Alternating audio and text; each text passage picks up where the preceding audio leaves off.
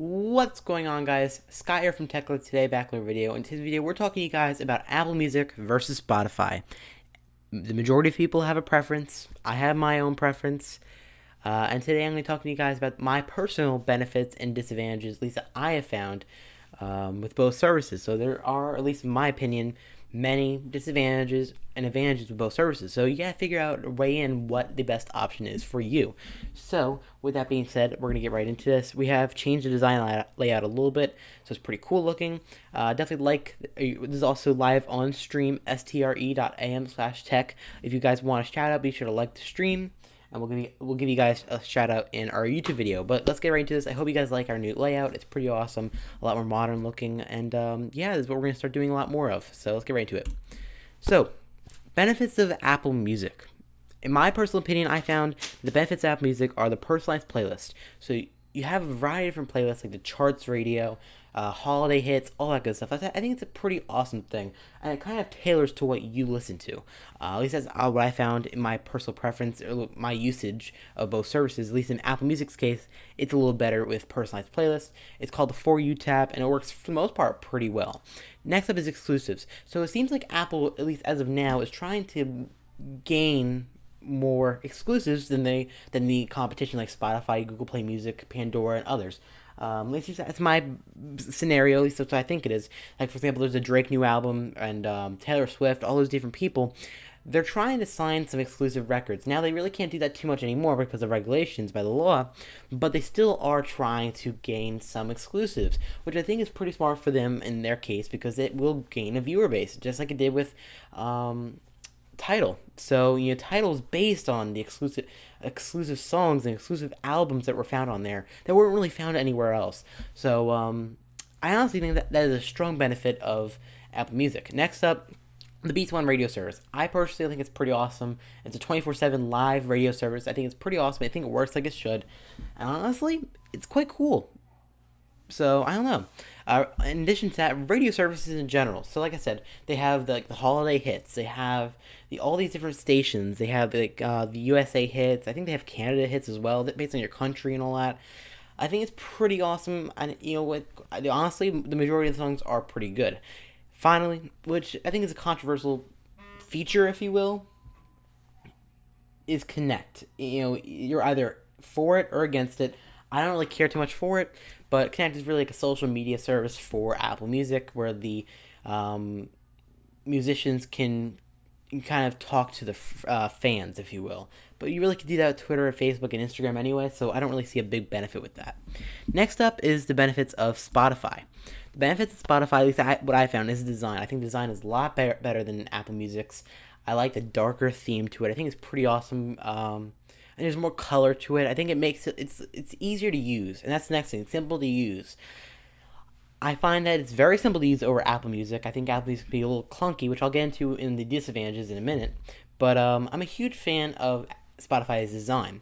Next up is more device availability, or compatibility, if you will. So really, Apple Music is something that works on Mac, Windows, iOS, and Android. That's it. Very simple. That's how it works. Which and Apple TV, I can't forget that, and Apple Watch, the Apple devices, really.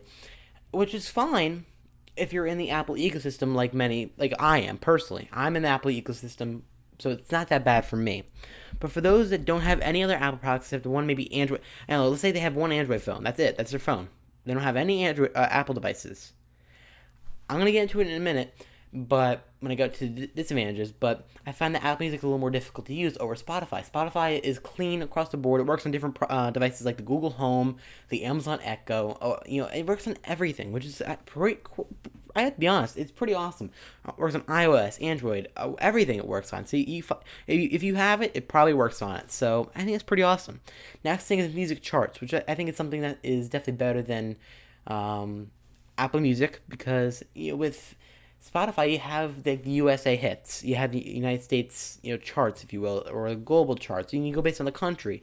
It gives you all the 50 top songs in your country, which is something that Apple Music has not released. Apple has not released anything such as cool as that, if you will. So I wish Apple would do that. They haven't. So I'm leaving it on here for now as a benefit for Spotify. I think it's a major benefit. I think it's pretty cool.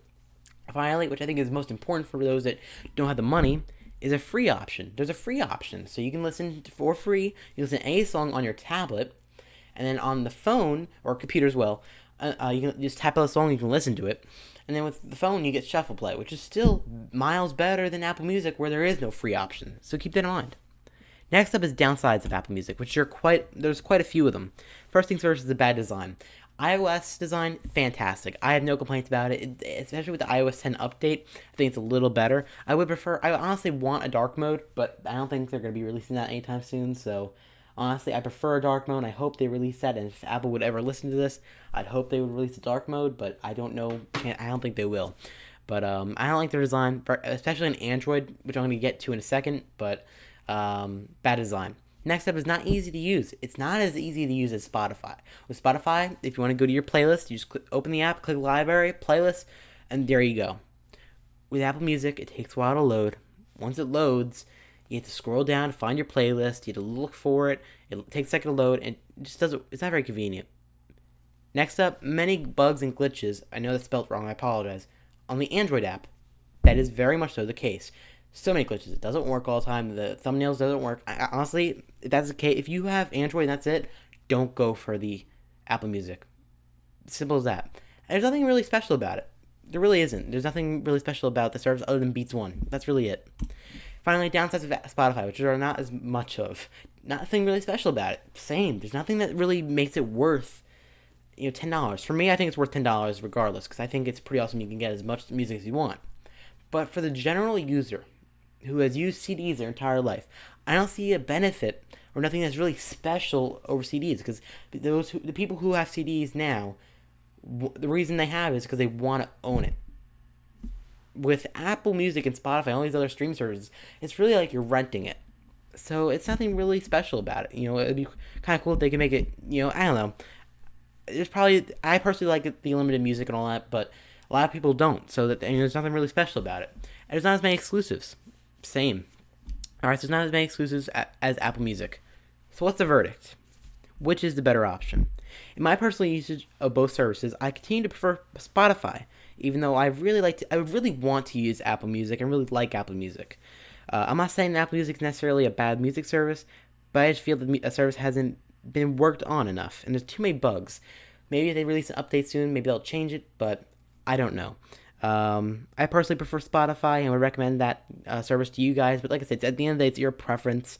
I find Apple Music to be very buggy on the Android app, which wouldn't be a big deal to me if it wasn't over a year later now.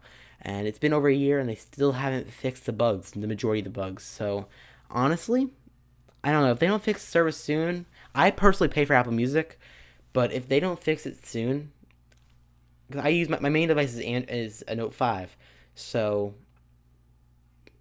or is an Android phone. So if they don't fix the updates and the glitches by the end of December, early January, I personally think I'm going to be leaving Apple Music and going right to Spotify. I think Spotify is a better service. So let me know what you guys think in the comment section down below. Thank you guys so much for watching. Be sure to follow us on Twitter, Facebook, Instagram, Google+, and Stream. If you have any questions, be sure to email us at techlifetodayco@gmail.com.